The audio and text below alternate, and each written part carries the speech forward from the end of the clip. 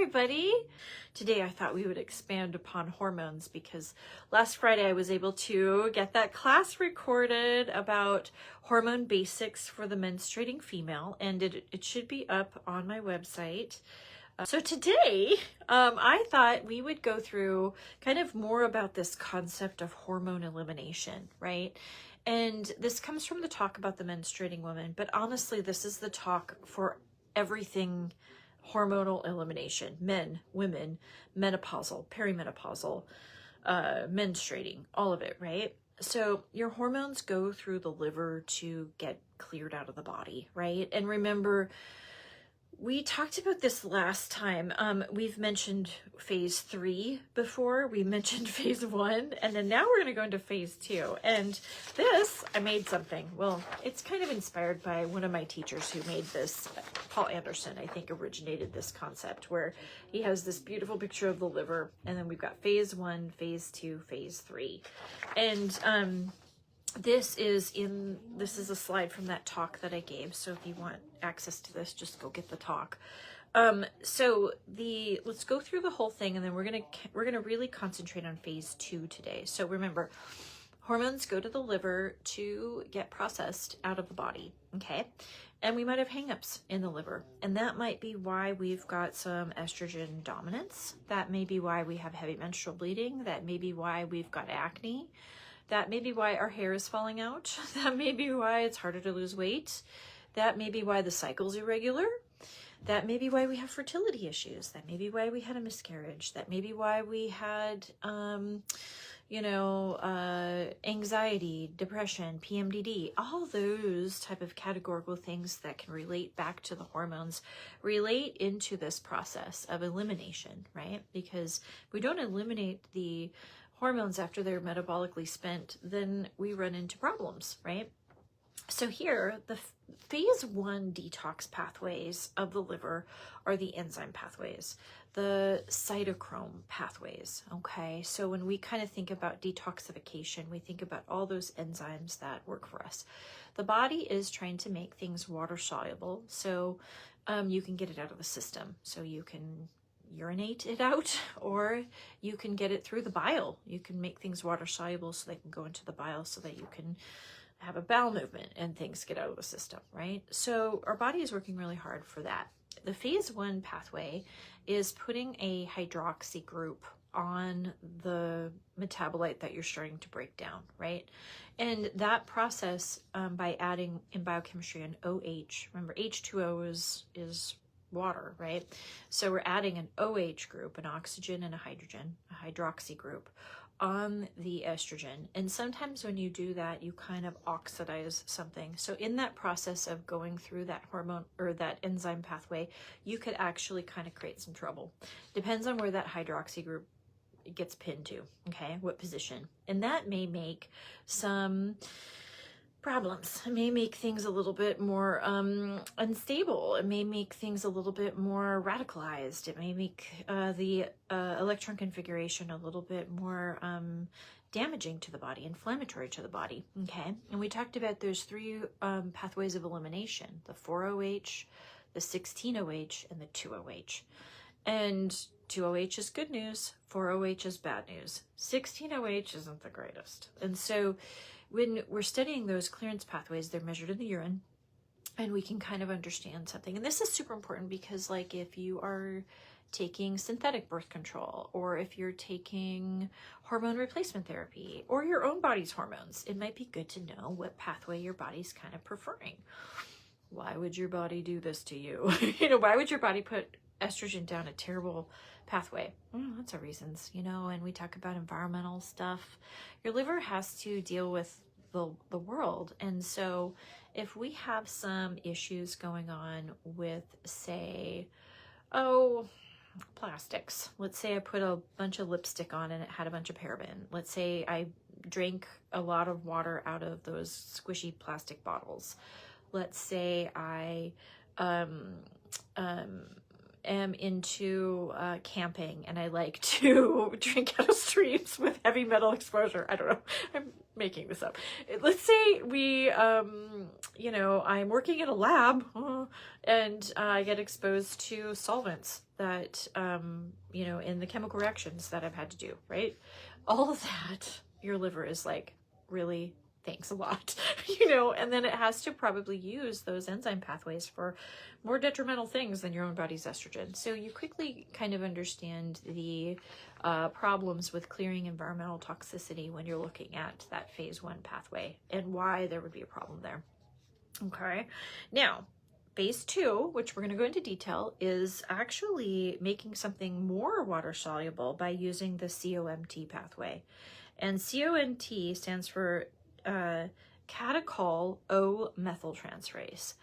And that's an enzyme pathway that we kind of know a lot with the catecholamines. So catecholamines are epinephrine and norepinephrine, and the COMT pathway clears that adrenaline. Okay, it means that it helps us calm down.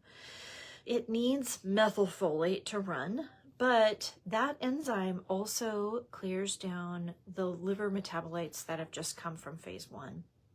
So you can have catechol estrogens. So those liver metabolites that come out of phase 1 are actually catechol estrogens, and they have to go through the COMT pathway as well. So let's just go through this right now. It's a good spot to go through it. I was going to go phase 3 and then come back to phase 2, but let's not. So COMT, we know that especially in mental health, when we've got a lot of anxiety going on, we start to suspect that somebody in their biochemistry maybe doesn't make that enzyme very well. So you can see that in the genetic reports. You can see people having a lot of mutations in the COMT pathway, meaning that they are very slow to put that pathway together. Very slow to make that enzyme pathway. The main car key to run that enzyme is methylfolate, and that's genetic too. So there's 2 main genes for it, but there's now several genes that we understand for it. And then there's other aspects of methylfolate that have some genetics. Without getting too detailed, there's a lot of genes involved with being able to methylate folate, right? So folate itself is a B vitamin or folic acid, and so we have to add a methyl group to it to activate it. And so methylfolate will carry that methyl group on over to COMT, where it'll activate the enzyme. So in the case of anxiety, you can help reduce adrenaline better by having that COMT pathway working very well. So that's interesting. We study that a ton with anything anxiety spectrum, ADD, ADHD, the nervous system to excitatory. So that's going to be like Asperger's or autism, autism spectrum, I think now is the more updated idea. So anybody who, you know, any kind of mental health type situation or nervous system handling situation. Did we say ADD, ADHD, stuff like that? So when we're starting to think that maybe the adrenaline isn't clearing quickly, we're starting to understand that COMT pathway, and then we start with methylfolate. Now, in the nervous system, it's a lot more complicated. We've talked about this in a few other talks, and we can bring up another talk in the future. But you had to kind of understand how methylfolate needs to be given in the body. Sometimes you need to give it with a lot of other balancing things in order to stabilize the nervous system. So just don't willy-nilly go taking methylfolate if you don't really know what you're doing. You know, that's important. So if we don't have methyl groups, COMT runs slowly, okay? If we don't have the methyl group available, COMT will run slowly. So now, back to estrogen. We have the estrogen metabolites. And let's say we did the 4-hydroxy metabolite. So now it's a 4-hydroxy catechol estrogen, and it needs to go to COMT. And if we don't methylate, what now do you think will happen? We're not going to clear that estrogen very well. Where's it going to stay? The body. And, you know, we talked about this with 4-hydroxy estrogen, E1 and E2. They're considered genotoxic, which is a way of saying that it can lead to the inflammatory response that turns on the breast cancer genes. And then I was reading this too. I had to write it down. I just found there's actually a study that shows that COMT plays a role in tumor suppression of estrogen receptor dominant breast cancer. So the COMT pathway itself is linked to the receptor production for that type of breast cancer. If somebody's had breast cancer, you're going to know, you're going to always have it typed as estrogen and progesterone receptor positive. So the COMT pathway, if you don't make that very well and you don't methylate it very well, it affects that receptor production and can, you know, stimulate the cancer growth, right? And so, think of it this way, if that enzyme's not working, it kind of radicalizes that estrogen. And so then that leads to the damage that we know in our body as cancer, right? As breast cancer and hormone sensitive cancers, right? The other thing that can downregulate the COMT pathway is stress itself. And this was interesting when I was reading about it. It was sort of like the chicken or the egg situation. It's like, does adrenaline slow down COMT? Yes, it does impair it. It makes it run slower. But not having enough COMT and not having enough methylfolate makes adrenaline last longer. It was an adaptation to kind of strengthen the sympathetic nervous system. Why would your body ever want to do that? Well, think of your sympathetic nervous system as like fight or flight. It's survival. It's save your life kind of thing, you know? So I think we always have set points. A lot of people have set points in the body ready to kind of empower the sympathetic nervous system if we need that. So that takes a lot of good, you know, skill, relaxation, big deep breath, send the parasympathetic signal to the body to say, yes, I'm doing hard things, but the parasympathetic system is here. That means you have to take a big deep breath. We talked about this before, and we talked about this with horse training, which, can't wait to tell you. I think I'm going to get a Mustang. Anyway, you guys know I love horses. And you know I train horses, and I'm obsessed. And the nervous system of the horse is very much a flight animal. And there's some training concepts, and they're just great trainers out there that I've learned from. I think one in particular said you have to stay left-brained. So if your horse is really acting up, like let's say your horse is, gosh, with horses, they're scared of a paper bag.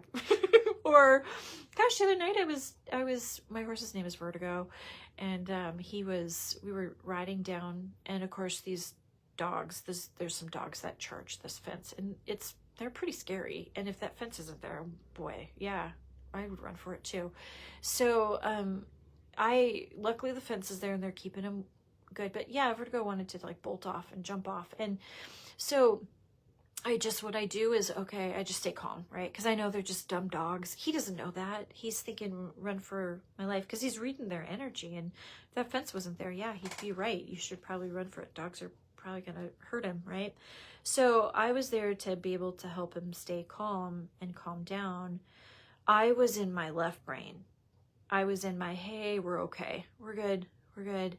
And then it just took him a few minutes to calm down. And the dogs were loud and barky, but he was still like, okay, if you say so, we won't have to run off.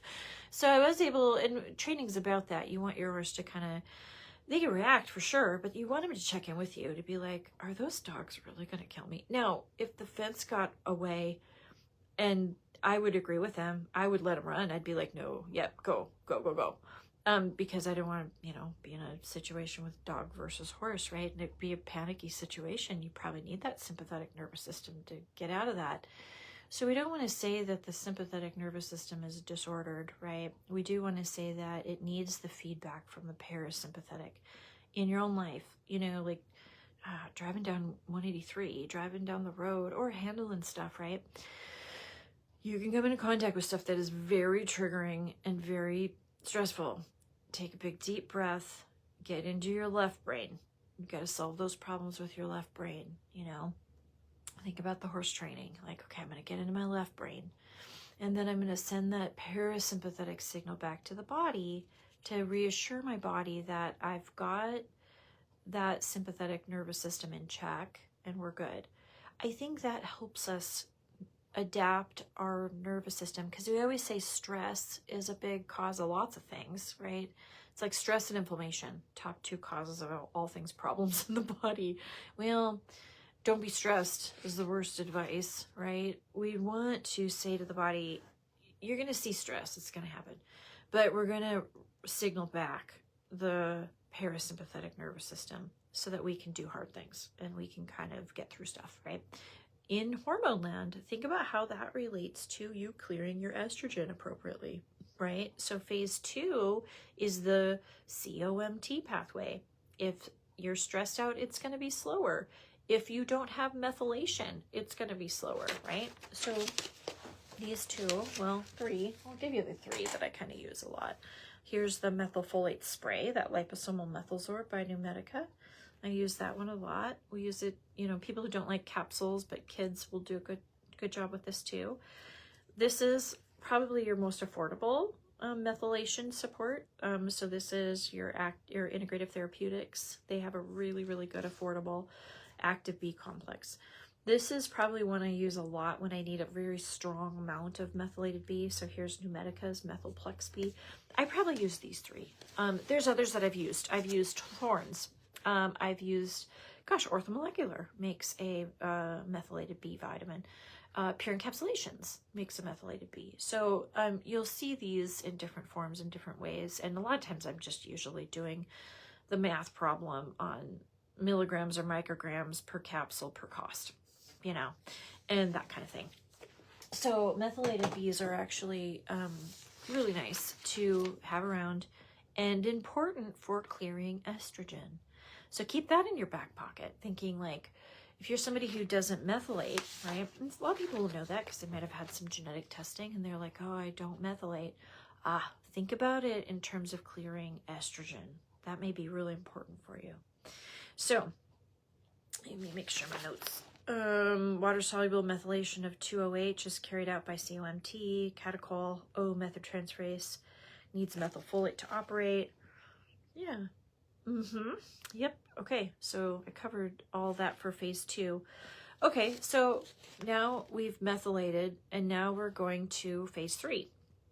So phase 3 is the glucuronidation pathway. We talked about it a few weeks ago, maybe a month ago.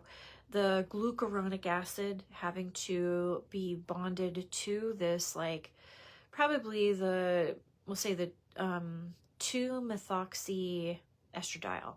And then you can take that into the glucuronidation pathway. And that's where you're going to get ready for excretion. That's the most water soluble of all of this. And it's going to go to water soluble excretion through the urine and through the bile. But remember, if you have bowel inflammation or if you're constipated or you have diarrhea, you just undid everything that liver just did. Your liver's like, yeah, well, thank you. You know, it's kind of like you just cleaned the floor and somebody dumped out the mop bucket, right? Or think of all that. So the digestive system being non-inflamed is imperative for estrogen clearance, right? We have to make sure that that is a safe space, you know, that it is a place that you want your digestion system to be the place where you get nutrients and not create inflammation. Let's say that again. You want your GI system to be the place of nutrient absorption and not the place of inflammation. Yeah. You want your GI system to not be your biggest place where you're creating major inflammation for the body.